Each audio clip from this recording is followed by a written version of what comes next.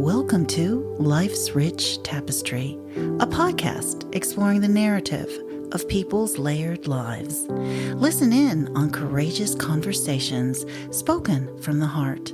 Gain insight into another's life as we tackle compelling topics which will expand your mind, help you gain perspective, and might even inspire you to do things differently. My name is Evelyn, and I look forward to your company.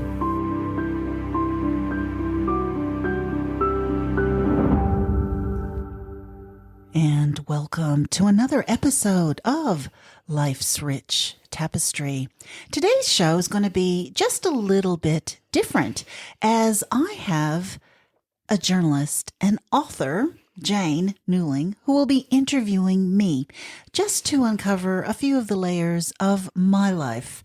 So a little bit different, but I'm looking forward to it. So welcome, Jayne. Thank you for having me. Yeah, I'm so excited. Okay, I'll turn it over to you. How does it feel being on the other side of the desk for a change? Yeah, it feels interesting. I can see why some people I interview get a bit nervous.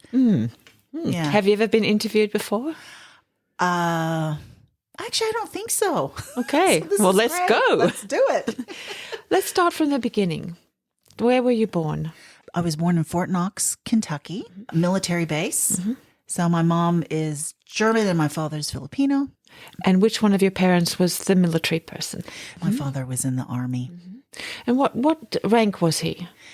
At that stage, I think he was just a specialist 4. So how long did you live there and where did you go from there? So we were only there for 6 weeks. And then my father was stationed in Germany. So we moved to Germany, to Heidelberg. Okay. And your mother was born in Germany?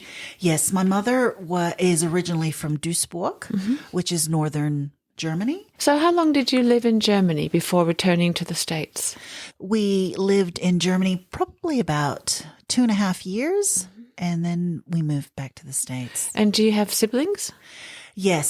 So when we moved over to Germany, my father at that stage had 2 children in the Philippines. So he put in the paperwork for them to move over to Germany. When the paperwork was in, my mom was actually pregnant with my brother. When they moved over in 67, January 67, and my brother was born in March of 67, and I was born in March of 65. So within 2 years, my mother had 4 children. That must have been hard for her.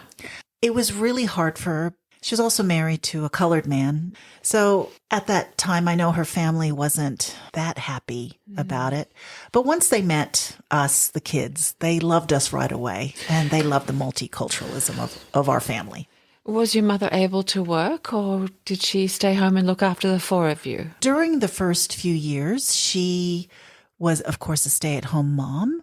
But whenever we would go to different military bases, she would try to work, maybe at the post exchange, which is a shop that military people shop at, or she'd, work at school with us. She tried to keep busy all the time. Was she able to bond with her stepchildren? I think she was. I mean, she took care of them and they'd never been taken care of that way.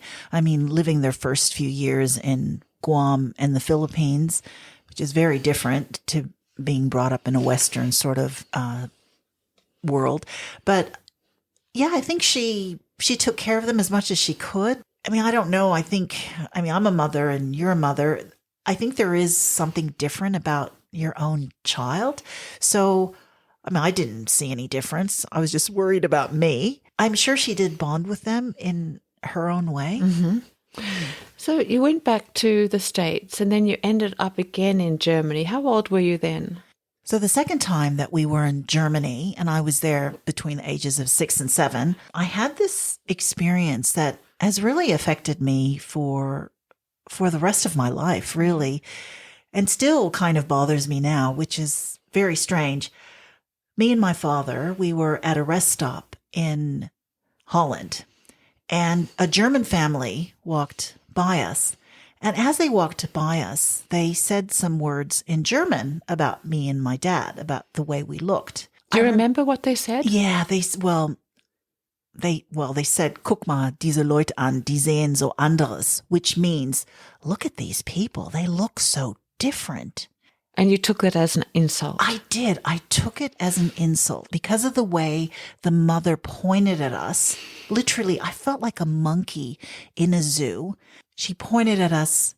The kids looked at us with their eyes and their mouths open. And I thought to myself at that stage, it's like, but I'm German like you. Can't you see that? And this was the early 70s. And that kind of was my very first experience with racism. And it was from my own culture. And it was really, and it hurtful, I'm sure. It was so hurtful. My dad, he didn't do anything. I don't think he really understood what they said. But how has that affected you lifetime-wise? Yeah, I definitely feel that experience has affected me a lot. In what way? I've always felt different. I was always a chubby child. And I think when you're a bit chubby and you're different looking, when you're young, your currency are your looks. But I've seen photos of you as a child. You were beautiful. But I didn't feel that way because at that stage as well, I had an older brother and older sister. And my older sister, she always used to tease me about being fat. And there was even one time I had an uncle visit in Germany as well, and he was going on about how fat I was. And my mom and dad, they didn't protect me. So I've always had this thing with being overweight and with looking different. So you had a problem with looking different, which you perceived then as racism, and now you've had a lifelong body image problem. And that, to me, does that stem from your more beautiful in your eyes half sister? Is she the cause of your body image problems? I mean, you shouldn't blame anybody for the way you feel because you're responsible for the way you should feel. But when you're so young, you take people's word, like this German lady and her children, and then having it being said as you're younger that you're fat, and then people teasing you that you're fat. And on top of that layer, I had to start many different schools, being in the military. I started school again and another tour in Germany. I was in year 6. And the first thing a guy said when I walked in the class, one of the young students, oh no, another 4-eyed fat girl. So it kind of like every few years I would have an episode of someone just saying these outbursts. I tried to be really positive and then all of these outbursts. And things just happened throughout my life that always seemed to be around weight or the way I looked. Which is quite superficial, isn't it? Yeah. Oh, it's very superficial. Yeah. It is very superficial. Have you ever talked to yourself and said, those things don't really matter? I feel good about myself. Because you are a beautiful woman, I don't quite understand why you'd have those insecurities that's been placed on you by other people. Things happened when I was younger, even when I was a flight attendant and was at the weight that they wanted me to be at. I still didn't feel skinny or pretty enough. And again, I'll ask the question about your half-sister. Do you blame her for that? Did you have a good relationship with her? No, I didn't really have a good relationship. It was very up and down. And I kind of even thought it was volatile at times because she'd get so angry at me. And because we shared the same bedroom, I was really scared of her. And the truth is, sometimes I think about it now, I'm probably scared of her still. But it's really weird how when things happen when you're younger, they can affect you for the rest of your life. Of course. Yeah. How long has it been since you've seen her? 2015. Okay. I saw her in 2015. So, but before that, I hadn't seen her since my dad's funeral. Right. So it was a really, really long time. And has there ever been a period in your life where you have felt good about yourself physically? Um, you know what? I really don't think so. Isn't that really strange? Maybe when I was a flight attendant, their first few years, I looked pretty hot. But, I felt really, I was Confident. I was confident. I was really confident. And I had, boyfriends in different parts of the world. And that was kind of exciting because I'd never had that before. Right. So, yeah, probably at that stage. Let's go back to Germany. I believe you went back to the States, and your mother stayed in Germany, and your father went back to the States. Yes. So, is that because their relationship broke down? Well, this is a funny thing about my parents. Because my father was Filipino and my mother German, they communicated in English, broken English. And I think a lot of things were lost in translation. So they had a very quiet relationship. So I never knew that things were as bad as they were. But one of our last stations in Germany, I think I was 14. This stage, my mom had gotten a really good job, something that she was really proud of. And she was starting to go up the ranks of her job. And my dad got this station to a new base in Texas. Yeah, my mom just didn't want to go back. And she actually told me first, before she even told my dad and my brother. She said, I think I'm going to divorce your dad because I don't want to go back to the States. And yeah. And so she said to me, do you want to stay in Germany with me? And I said to her, no, I don't want to stay in Germany with you because I'd already been there for 3 years. I don't want to stay in Germany because I want to go to an American high school in the States and I want to go to university afterwards. And it was one of the reasons that you hoped maybe that you'd flee the racism that you felt in Germany, that America was more of a accepting. No, America, no, not at all. No? God, Okay. No. I've always felt different. It didn't matter if I was in Germany or America. I just always felt like I didn't fit in back then. But I must say now, it's different. Everyone is mixed. But back then in the 60s, when I was born, there weren't many mixed people. There weren't many mixed, you know what I mean? So I was one of the first. And which has scarred you for life. yeah, which scarred me for life. I mean, yeah, which made me feel different, just being a mixed race. I mean, now it's cool, it's fine. So was it a wrench to leave your mother? All I could think of was going to high school and going to university in America. I really was. I was very selfish. And your half brother and sister, did they go with you? Well, they were actually out of the house already. Oh, okay. So yeah, they had already joined the army. So they were kind of forging their own lives. And your younger brother? He was with me. Well, he's 2 years younger. And we just knew that me and my brother had to be together. Okay. So because it was my decision, no, we are going to the States, he followed me. But in retrospect, we probably should have stayed in Germany, or my brother should have stayed in Germany. Yeah. Well, the decision was made and you went back to the States and you went to high school there. Yeah. Did you have a job? Yeah. So my first job, I worked at a retail store called Gibson's, and I was the popcorn and cashew nut girl.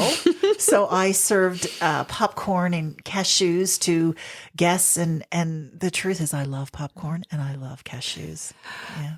Do you think that that started you off on your varied career about being a people person? And yeah, definitely. Because so after that, I started working at a grocery store and I worked at Dairy Queen. And it sounds weird, but I loved those jobs. I worked at Kmart as well. I loved being around people. I loved serving people. I really enjoyed that. And and if I got a bit of popcorn and cashew nut, any food or ice cream at Dairy Queen, it was great. I really a little did enjoy bonus. that. It was a bonus. Yeah. So then you went to university or college, as they called it in the States, I think. Yes. What did you study? Well, my first year, I went to East Texas State University. up near Dallas, Commerce, Texas. And then the other years, I went to Southwest Texas State University, which it's changed its name now to Texas State University in San Marcos, Texas.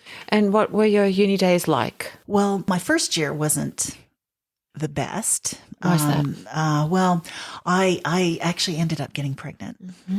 Yeah. To your boyfriend, or? Well, he wasn't. I mean, it was like right after high school, and I met this guy during the summer, and it was kind of a summer sort of thing. And yeah, and back then it was the 80s, and kind of, you did silly things in the 80s, and yeah, I ended up getting pregnant. Did you at any time think of keeping the child? No, I didn't. I was 18 or 19, and there was just no way. It was my first year, first semester in university, and I was it was really hard. I didn't know what to do. I couldn't believe I was pregnant. And Did anyone help you through that? well, my roommate at that time, she's trying to talk me into having, the baby and putting it up for adoption, but I just couldn't do it. I just could not do that.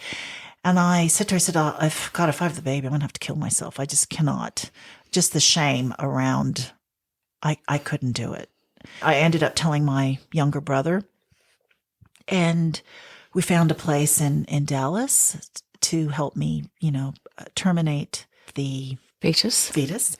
And yeah, so when I remember when we went there were, of course, a lot of people protesting outside, save the baby and all that. The pro-life people were there even then. Even then.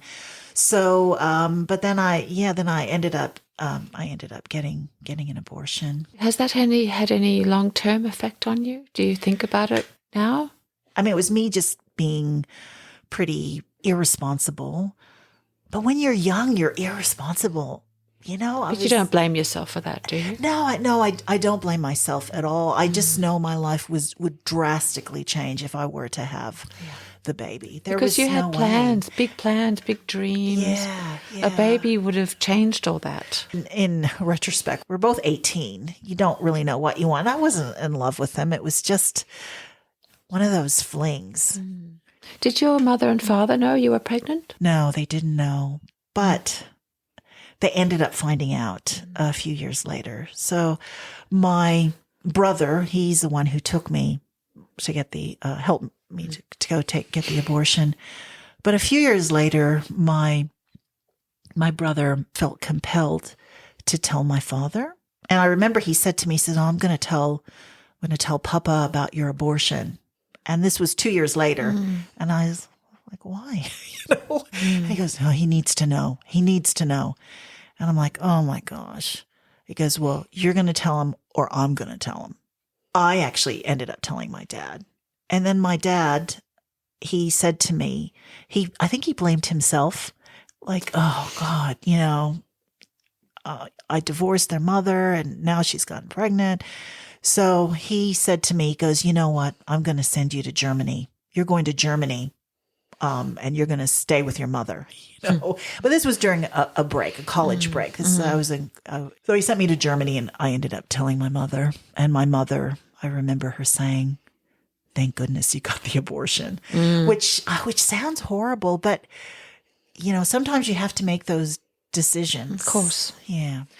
So you finished university. What degree did you come out with? I majored in public relations and I minored in business. Okay.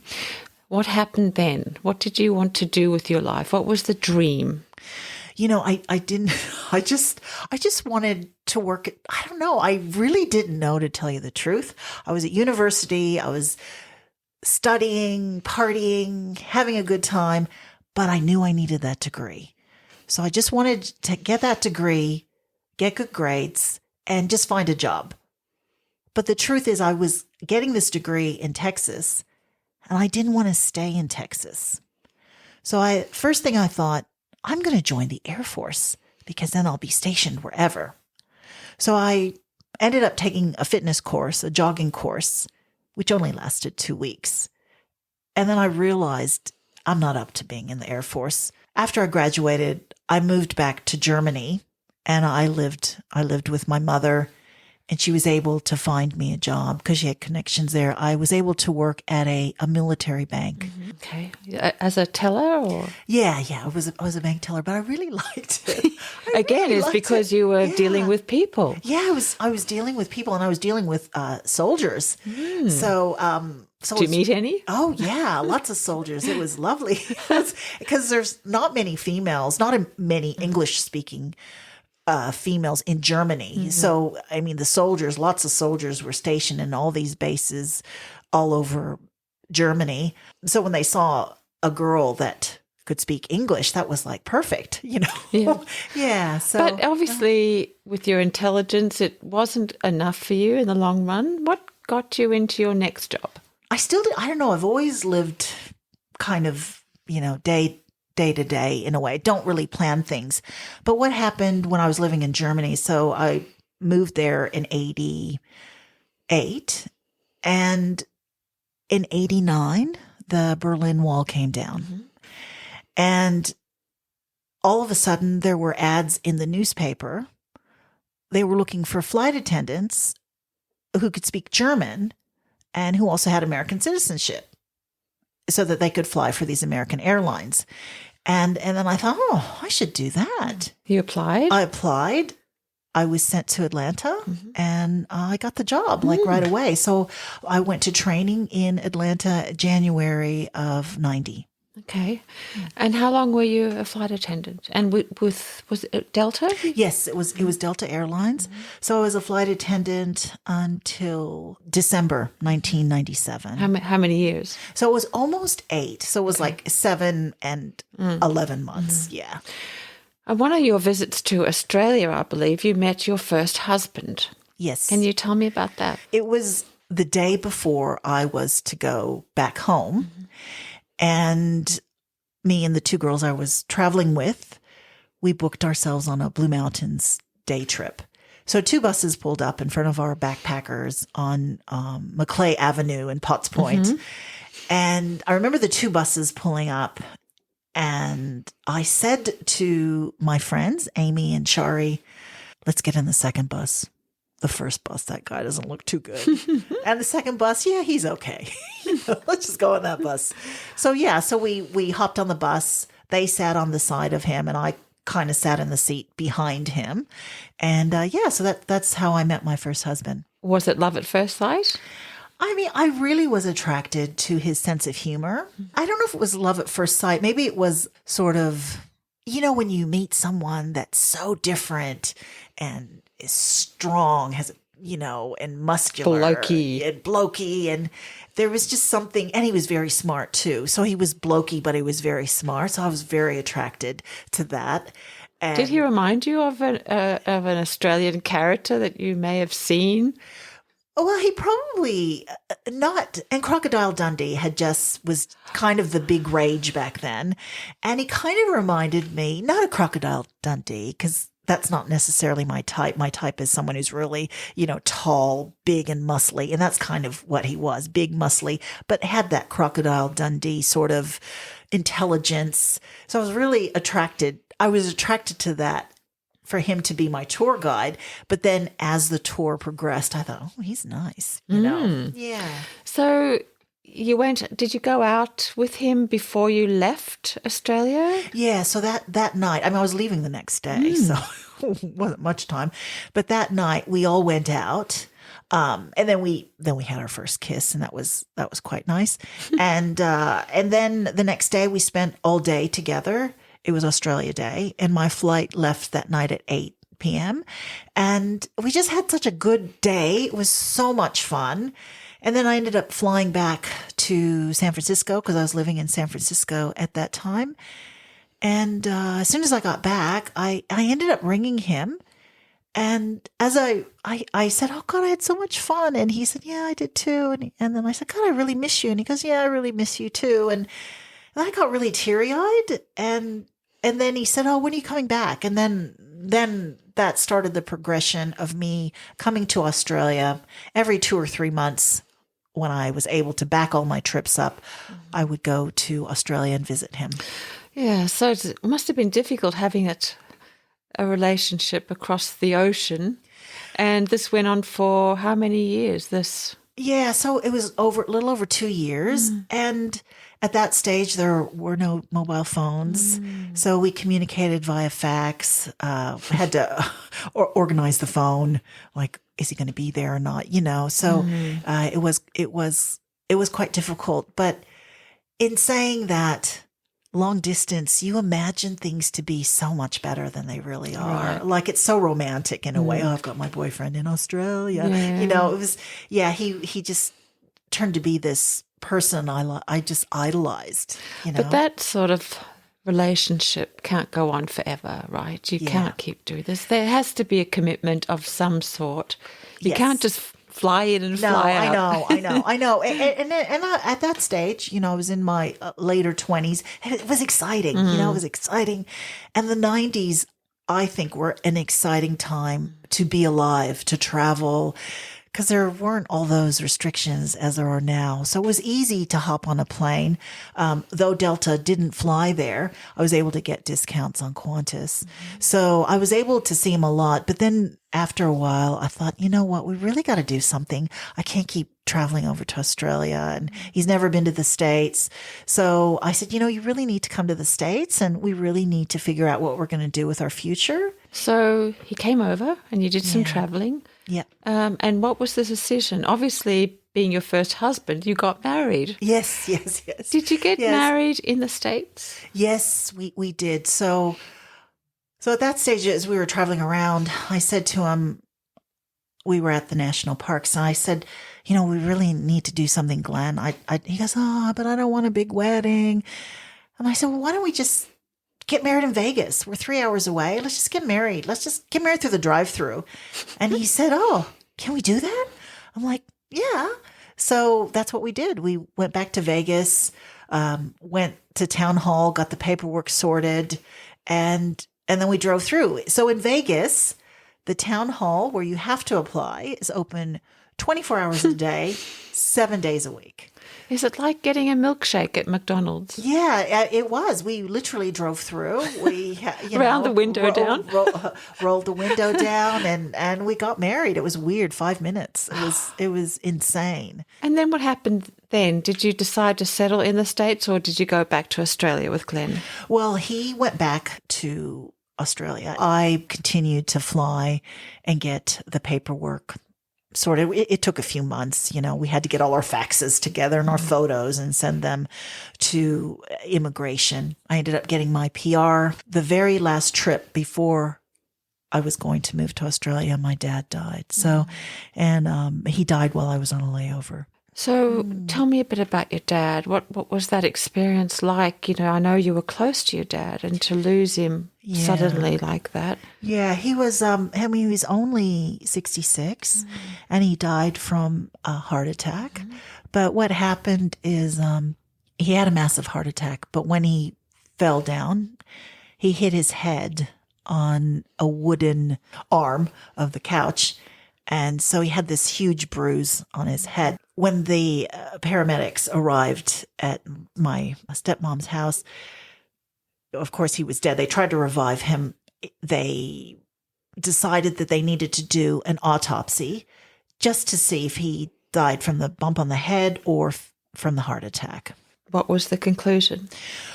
The conclusion was that he died from a heart attack. Okay. So, yeah. So you stayed in America for the funeral. Yeah. What was that experience like? Well, it was really difficult because, in the States, funerals are run a bit different than they're run here in Australia. We had a wake, which is when you go and view the body. So before we actually opened it to everyone to go to the wake, we went in first to see my dad.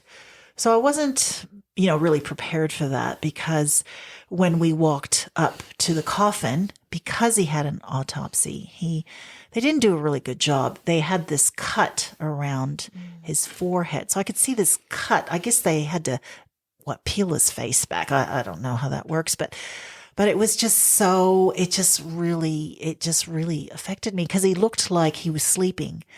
But then I I looked at him and I could see that cut all around his head, and it just really, It must have been so distressing. it was so distressing, and I just started howling. I was so upset. And then a few hours later, we had the wake where people would come in, and I remember one of my best friends from high school. She was sitting in the back, and she was really close to my dad. And I said to her, I said, "Oh, why don't you come up? Why don't you come up?" And she said, "I can't, Evelyn. I just can't see him that way." And that made me realize, all of us are so different when it comes to death. We just can't view dead bodies. It's just too hard, and it was too hard for her. And she didn't even make it to the funeral the next day. I think she was just price card for life, So, but it was a closure for you? Leading up to us seeing my father, we had these sort of rituals that the Filipinos do. It's called novena. They had an altar of my father, and they were praying, and they were singing, and it was just too much. And this happened a few days before the wake and before the funeral. I was just over it because too much. Yeah, it was just too much. Too much grief in one. Yeah, it was just period. It was so overwhelming. And I remember getting phone calls from all of my friends, high school and college, and I just couldn't talk to them anymore. After a while, I said, "Oh God, can you?" I just couldn't talk to them. I'd say, "I'm so sorry, I just can't talk to you now." So after your dad's funeral, you went to Australia to be with Glenn. Yeah, I did go to Australia, but I didn't quit the airlines at that stage. So I ended up commuting from Sydney to Cincinnati to fly my trips to Germany. And at this stage, my mother was still living in Germany. It's interesting when a parent dies, you think the other one's going to die. I just said, I can't quit now, because if I quit, how am I going to see my mom, And I commuted for about 10, 11 months. And that's quite common in the airline space. A lot of people don't live where they're based. They'll live in other parts of the world, back all their trips up, and then fly, all their trips in a row. So when did marital life start for you? Well, I mean, I was commuting, so normal marital life. Normal marital life, yeah. Sorry. It started after I quit the airline. Did you plan or think about having children at that stage? Because you must be early 30s now. Yes. So I was in my early 30s. Time ticking. Towards the end of my flying career, I hear flight attendants talk about getting pregnant. And someone said, if you want to get pregnant, you need to probably start working on it right away, because you've been an international flight attendant for almost 10 years. It might take a while for you to get pregnant. And I remember hearing that. Yeah, so I ended up getting pregnant right away. So I wasn't planning on getting pregnant that quick, because I thought it was going to take a while. And but it didn't. It literally first shot. Gosh. Yeah. So Daniel was born 9 months later? Yes. So, he was born in 99. So he was born in Christmas 99. Was he a good baby? Yeah, he was a really, really good baby. He was amazing. And at that time, we had the tour company that I met Glenn on. While I was pregnant with Daniel, Glenn actually purchased that company. And so it was. So you worked with him. So then I started working for Glenn, heavily pregnant, working for Glenn. And it was exciting, though, to have a tour company and a baby on the way. It was a bit stressful. I can imagine. Yeah. So you come across as a very happy, vivacious people person. You love people. You love being in front of a microphone. That was your thing. What gets you down? Have you ever had a depressing period in your life? I must admit, I think after I had Daniel, because I was in Australia on my own with Glenn, and we had just purchased this tour company, I don't know. I just thought it would be easy, but it wasn't. It was really hard the first few years with Daniel. Even though he was a good baby, he still needs to get his nappy changed. He still needs to be fed. And I just didn't get the help that I thought I was going to get and the support. You felt like you were on your own? Yeah, definitely. I definitely felt like I was on my own. Glenn was doing a good job providing and running the tour company, but he wasn't really helping me with Daniel. Was there resentment? Yeah, definitely. And I think it just built up over the years. I mean, from being so in love, then having the baby, you hear, oh, once you have children, life's going to be amazing. You'll feel so connected. And I didn't feel connected at all. I felt connected with Daniel. I loved spending time with him and I loved looking at him. And But you felt like a single mother. I did. I felt like a single mother. And on top of that, I was working with Glenn. We were getting the tour company running and it was quite successful.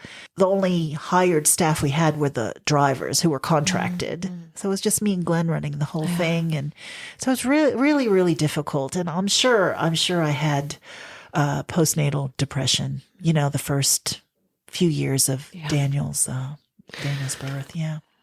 So how much longer did you stay married to Glenn? Well, it's so weird with milestone ages, but I was turning 40 and I was talking to somebody and they said something about, once you turn 50, you become invisible. So at 40, it's, if you're thinking that your life's not going well, maybe it's time to cut off your losses, start anew. And, you can still get a career at 40. You can still find a man at 40 if you want to get married. So we got a divorce. Yeah. And then How old was Daniel when you... he was 7, I think, 7 or 8. Yeah. How old's Daniel now? He's 22. And what's he doing? So he's an apprentice chef at a restaurant in Lura. Yeah. And he's really enjoying it. That's great. Yeah.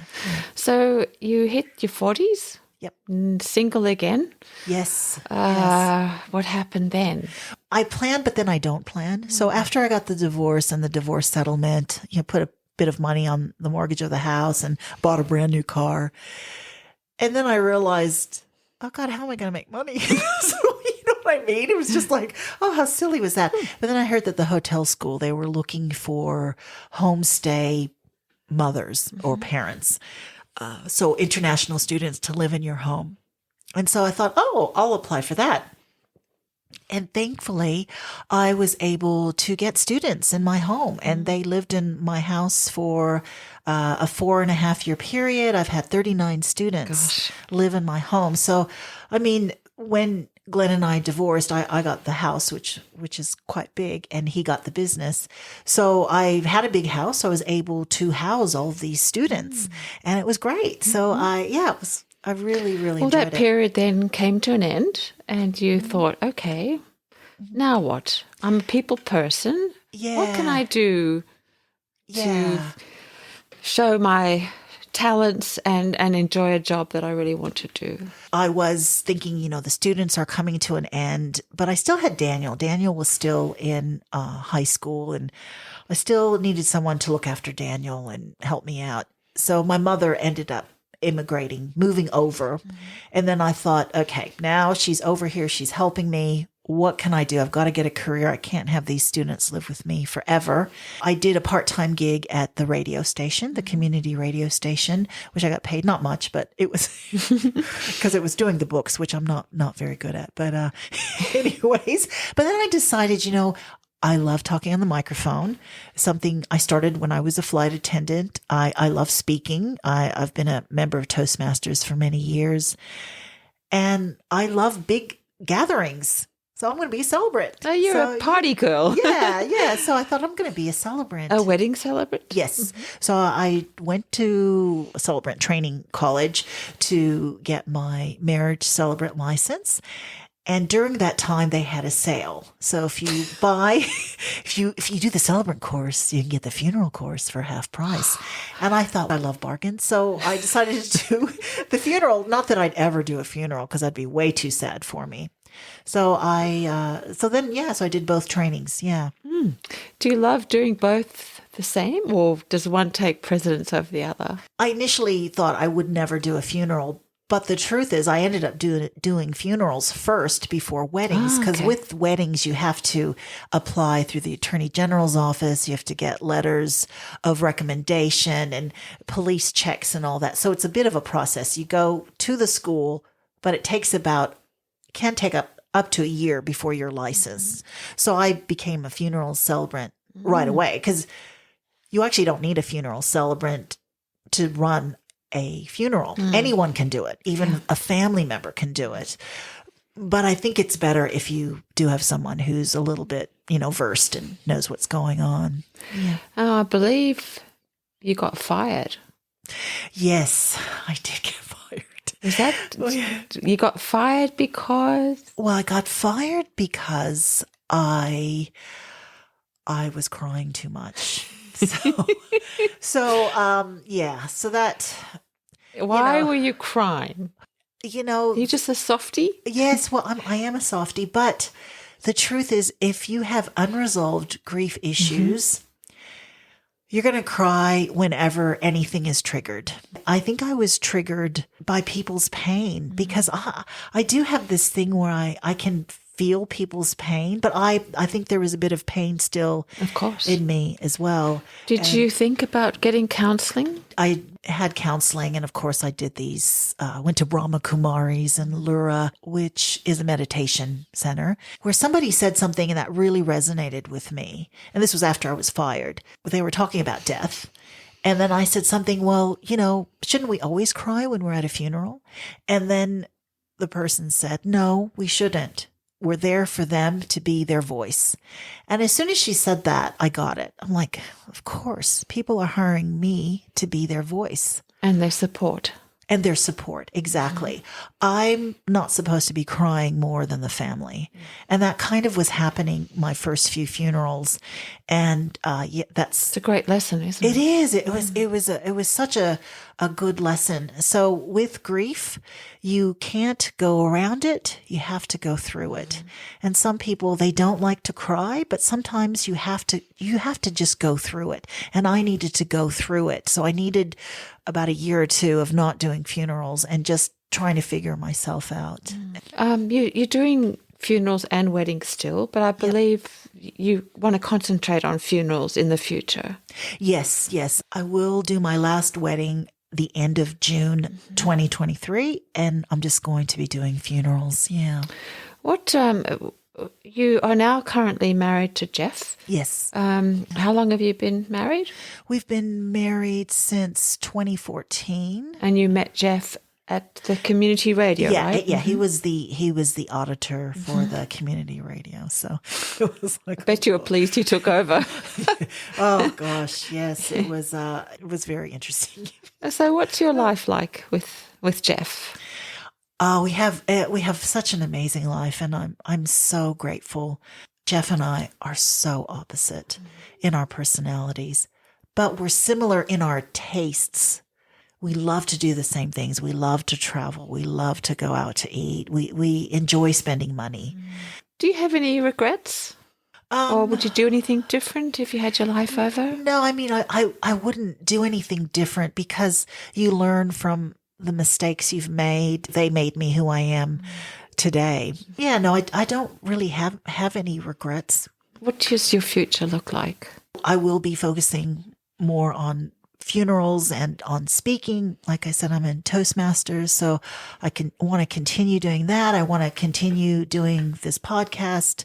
I really enjoy sharing people's stories and like the layers of our stories. And I think through being a funeral celebrant, I've realized that we really don't know our parents that well. So I want to do something about that, getting to know our parents better. So my dad, he died suddenly. So I found out a lot of things about my father, actually after his funeral, from my uncles. And there's a few things I've even found out years later about my dad. And now, even meeting with families, we don't know much about our parents. And I'd love for us to get to know our parents, to leave legacy items behind. How do you do down. that? I don't know. I that's kind of what I would like to work at. It's your passion. I'm really passionate about legacy, like leaving our stories. I mean, I do think that is good about social media is posting photos, and we're posting those memories more. So I think that's really, really good. People are more aware of it. So it's changed in that way, but we still don't know the intricacies of our parents. Like we never think of our parents as dating or, having a sex life or whatever. You know what I mean? They're, oh God, no, they're not like that at all. But there's so many rich stories in people's lives. And that's what I love about being a funeral celebrant, getting that out, getting the meat out and making sure that ceremony is the best ceremony ever. And people that are there are left with a lasting memory, like a good memory of this person's last milestone. And that's a legacy for them. Yeah. And that's a talent that you have, that you can draw that out of the people that you're servicing at the funeral, and they can have that. Yes. Those memories and everything for life. That's true. I mean, I've always been told by my mother that you're so good at getting information out. And I've kind of been like that my whole life. People have told me things and like, oh my gosh, Too much info. Too much info. I don't need to know this. But I've never been one to blast that info out to other people. Like I don't share it. I hold that like, okay, I'm not going to tell anybody that unless they want me to. And I'm pretty open with my life for the most part. I am. So I'm very emotional too. I'm not afraid to cry. Like if I have to cry with a family, I'm okay with that. And I think people feel safe with me when they're sharing their stories. They trust you. Yeah, they trust me and they trust that I will do a good job for them on the day. When you look back on your life, what was the happiest period, the happiest moment? What comes to mind straight away? Two things. So you're only allowed one. Oh, sorry. God, that's too hard, Jayne. The first 24 hours of Daniel's life was amazing. Did you have that euphoria that mothers talk about? Yeah, I really, really did. And, they talk about a baby's smell, and I smelt that smell. It was so, and I'm a bit weird with smells. So when somebody was saying the baby smell, I'm like, oh God, coming out of me, yuck. What's that going to be all about? But there is that smell that they have. And I remember looking at Daniel smelling his hair, and then I just kind of moved him a little bit, away from me so I could look at his face and stuff. And an image of my father's face appeared. And it was so beautiful. So that was really, I loved that. Do you have a sense that your dad was there in the room with you? Yeah, for sure. I mean, or it was all the drugs. But it was really, I mean, I really thought it was the drugs that, oh God, what's going on? But it was so beautiful. It was really beautiful. And the second one? The second one of a good time. Sorry. I mean, when I was a flight attendant, I mean, just it was such a great time in my life. Just the whole time period of 20s, young, traveling, meeting lots of men, partying with women. Oh, just the things we got up to. It was fantastic. Yeah. Well, you've had a very full. Yeah. Great life. Yeah, thank you. It's been great talking to you. Oh, it's been so lovely. Thank you. Thank you so much for your company. Please tune in next week to Life's Rich Tapestry, where you will hear another courageous conversation spoken from the heart.